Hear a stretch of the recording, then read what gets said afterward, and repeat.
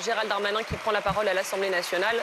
On écoute le ministre de l'Intérieur. Très applaudi, les bancs Renaissance debout à l'Assemblée avant la prise de parole de Gérald Darmanin.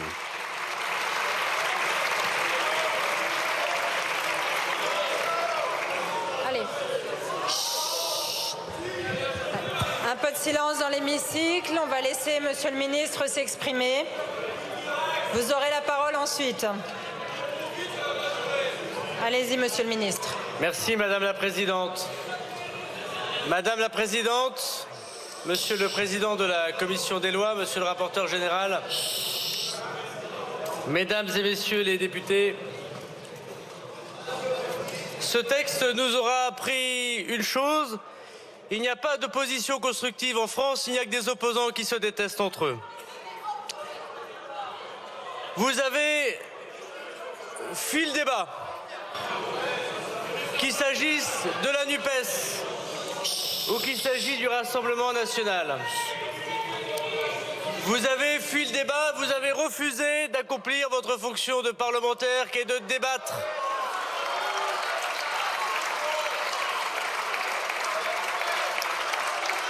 Et vous saviez que par une petite manœuvre politicienne, vous ne rejetiez pas le texte proposé par le gouvernement.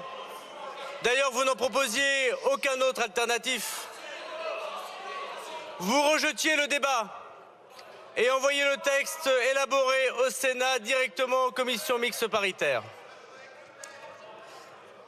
Alors, Mesdames et Messieurs les députés de la NUPES, par 3 fois, la gauche, auquel ma famille a cru et mon territoire a cru, par 3 fois, vous avez trahi les aspirations du peuple. Vous les avez trahis sur la laïcité, en vous accoquinant avec le communautarisme de M. Mélenchon. Vous l'avez trahi sur le travail, en ne valorisant pas les ouvriers et les employés. Vous les avez trahis sur la police, en ne soutenant pas les forces de l'ordre. Et vous les avez désormais trahis sur la morale, en quémandant les voix du Rassemblement national et en vous levant, en l'applaudissant avec eux.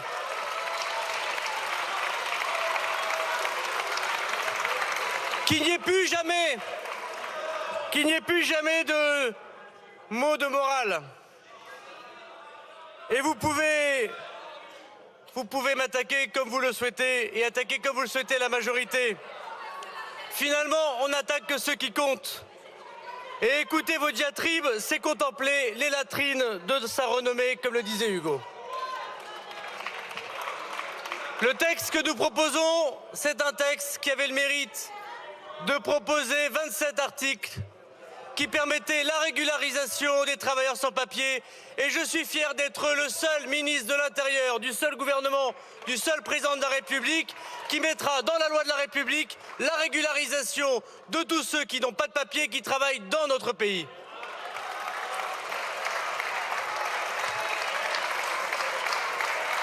Aucun président de la République, aucun gouvernement, aucune majorité, même François Mitterrand en 1981, n'a pas mis dans la loi de la République la fin d'hypocrisie. Régularisons ceux qui travaillent. Ce sera 10 000 régularisations en plus dès l'année prochaine. Ce sera l'acquis de la majorité de ce texte.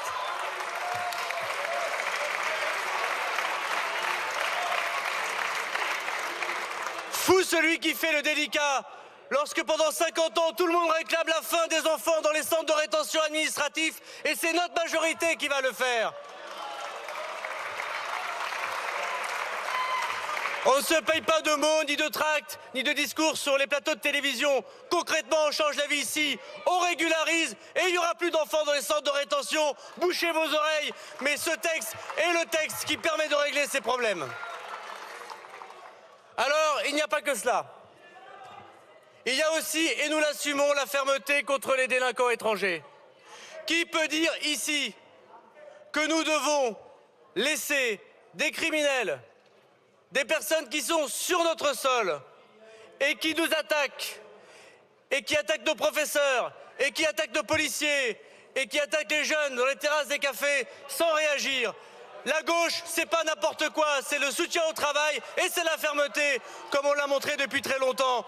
Et Clémenceau et Monsieur Cazeneuve, et pardon de vous le dire, vous n'êtes pas au rendez-vous de la situation pour protéger les Français.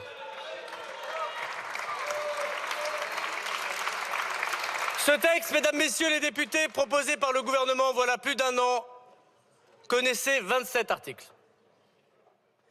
À la fin de la commission mixte paritaire, 26 de ces articles ont été validés. Le seul article qui manque, c'est l'article 4 pour les demandeurs d'asile qui devaient travailler avant 6 mois. Tous les autres ont été validés. Tous les autres sont dans ce texte. La majorité est partie avec l'idée simple. Il n'y aura pas d'aide médicale dans ce texte et il n'y a pas d'aide médicale dans ce texte. Il n'y aura pas la fin d'hébergement d'urgence dans ce texte et il n'y aura pas la fin de l'hébergement dans ce texte. Il n'y aura pas la suppression du titre étranger malade pour soigner les malades du sida et il n'y aura pas la suppression du titre étranger malade pour les malades du sida. Il n'y aura pas le resserrement du droit du sol et il n'y aura pas le resserrement du droit du sol.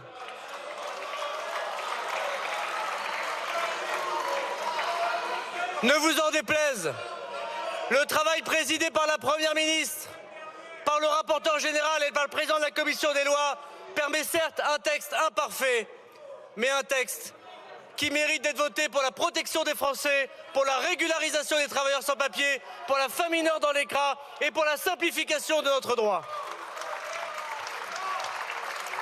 Alors, vous agissez désormais comme des sophistes qui refusent tout débat contradictoire et ne faites que des procès.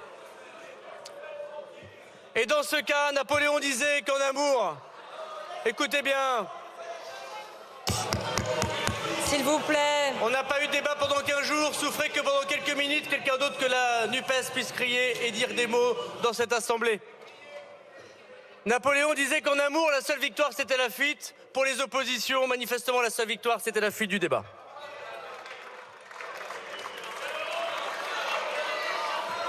Alors, mesdames et messieurs les parlementaires, un de mes illustres prédécesseurs, Georges Clémenceau, disait... Cette phrase va vous intéresser. Georges Clémenceau disait « On reconnaît les discours de Jaurès à ceux-ci qui sont tous écrits au futur. » Eh bien, nous écrivons les discours au présent et c'est cette majorité, c'est celle du président de la République qui permet de régulariser, qui permet de lutter contre les étrangers délinquants et ne vous en déplaise, qui permet de prendre ses responsabilités face aux Français. Qu'est-ce qui fait monter les extrémistes? C'est l'absence de solution, c'est l'absence de problème et plus aucune leçon de morale quand vous vous levez en commun avec le Rassemblement national. Alors maintenant, il y a le coq de Chantecler, il y a Madame Le Pen. Madame Le Pen, quand elle fait cocorico, elle pense que le soleil se lève. Madame Le Pen, vos sénateurs RN ont voté contre le texte du Sénat voilà un mois. Tous vos sénateurs. Ce texte n'était pas assez. Ce texte n'était pas assez dur. Ce texte ne réglerait rien.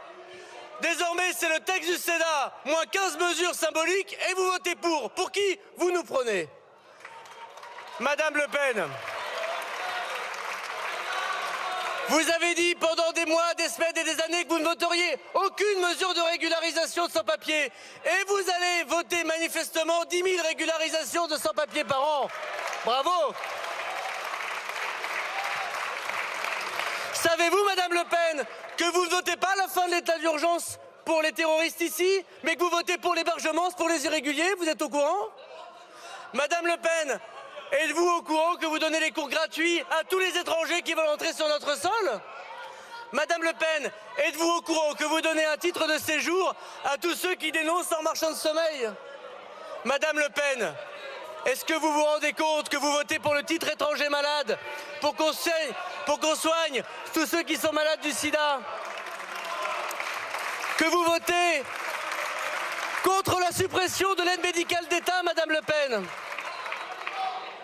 Madame Le Pen, vous êtes une mauvaise joueuse. S'il vous plaît, Monsieur le Et ministre. tout ce que vous avez réussi à faire dans votre vie politique, c'est manifestement des petits coups. Vous n'êtes pas prêt pour le pouvoir et c'est tant mieux. Madame Le Pen, vous êtes finalement dans la grande lignée de l'extrême droite des années 30 et des années 40. Toujours en avance pour la capitulation, jamais pour la victoire et pour le travail.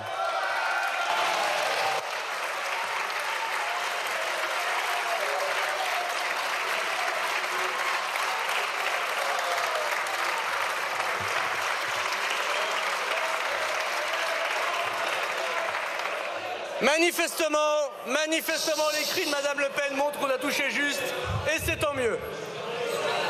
Nous n'avons pas peur du débat, c'est vous qui l'avez refusé. Permettez quelques instants que je vous dise vos 4 vérités ici. Alors oui, nous avons construit un texte avec le Sénat. Oui, nous avons construit un texte avec le Sénat. Et oui, nous avons fait un accord sur la base du texte du gouvernement, complété par de nombreuses mesures du Sénat. C'est tout à fait vrai. Oui, le Sénat a fait des efforts. Il a supprimé de nombreux articles qu'il avait introduits. Et il a modifié de nombreux autres qu'il avait introduits également. Nous nous félicitons de l'esprit de responsabilité du Sénat. Et je veux dire ici que s'il y a bien sûr quelques articles nombreux et importants qui méritent sans doute que le Conseil constitutionnel se saisisse, je trouve réjouissant que le président de la République lui-même ait annoncé la saisine du Conseil constitutionnel, notre juge de paix pour notre État de droit. Alors aujourd'hui, dans ce texte qui certes n'est pas parfait, mais qui permet de prendre nos responsabilités, il y a, c'est vrai, des avancées considérables et des difficultés à laquelle la majorité va apporter un certain nombre, je l'espère, de soutiens qui nous permettront de montrer aux Français que nous prenons nos responsabilités et que la politique est toujours un art difficile quand on l'exerce avec des responsabilités. Oui, aujourd'hui, nous allons simplifier le droit des étrangers. 12 procédures pour permettre aujourd'hui le contentieux. 3 demain. Imaginez que nous divisons par 4 ces procédures. Nous irons plus vite, nous pourrons très vite dire oui ou très vite dire non, mais nous le devons à tous les étrangers qui croient en la France, que ceux qui respectent la République soient acceptés, que ceux qui ne la respectent pas soient reconduits. Oui, nous allons mettre fin à l'action insupportable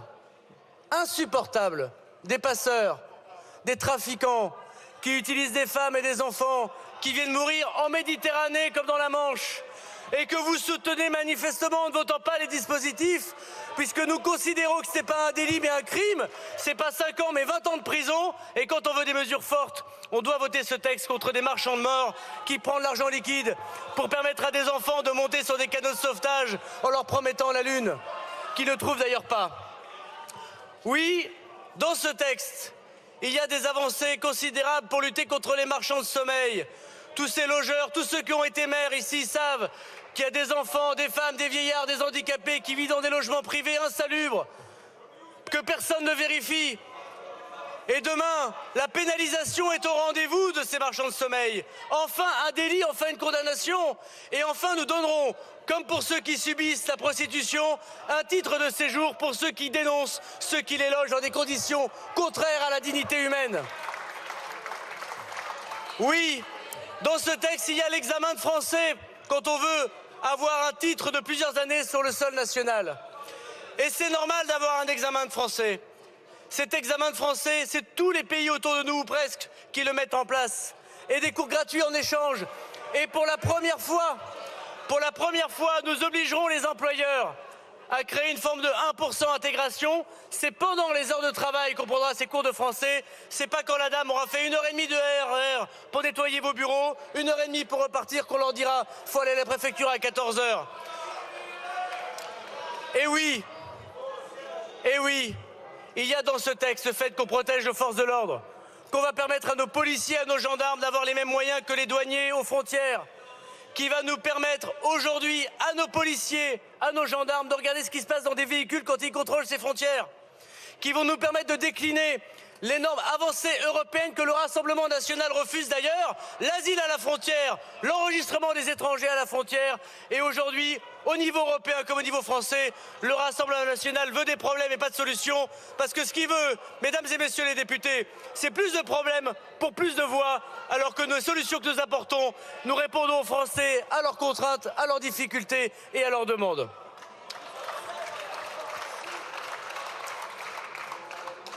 Ce texte n'est pas parfait.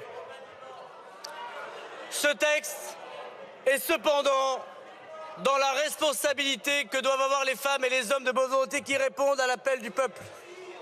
Il est la conséquence de la majorité relative et, je veux le dire ici, les débats ont été longs, les insultes ont été nombreuses, les anathèmes ont été extrêmement innombrables, mais nous n'avons jamais utilisé le 49.3. Nous avons toujours été ouverts au débat et c'est vous qui l'avez refusé.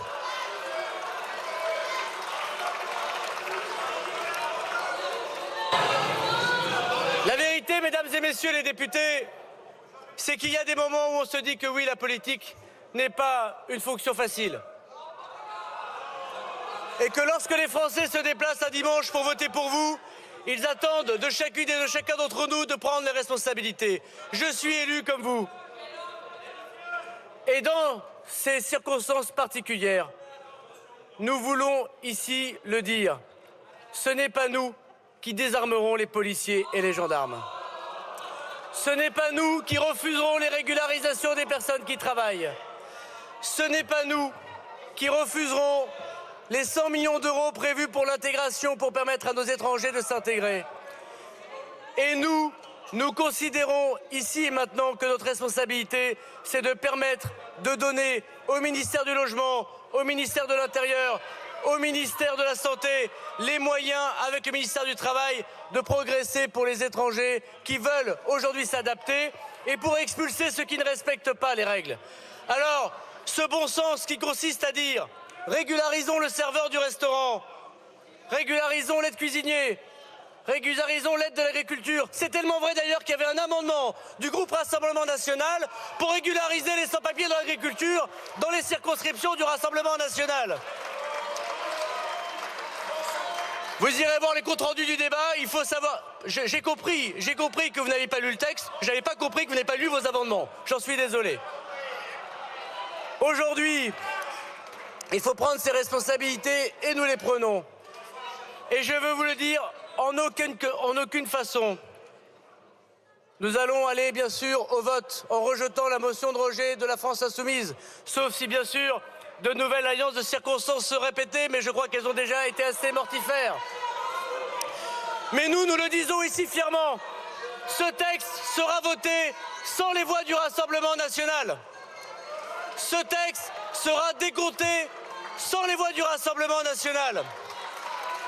Et contrairement à vous, nous le disons ici, et contrairement à vous, nous le disons devant les Français. Et oui, il n'y aura pas de texte s'il n'y a pas de majorité sans le Rassemblement national. Mesdames et messieurs, les députés de la NUPES, ça s'appelle le sens de l'honneur. Merci beaucoup, monsieur le ministre.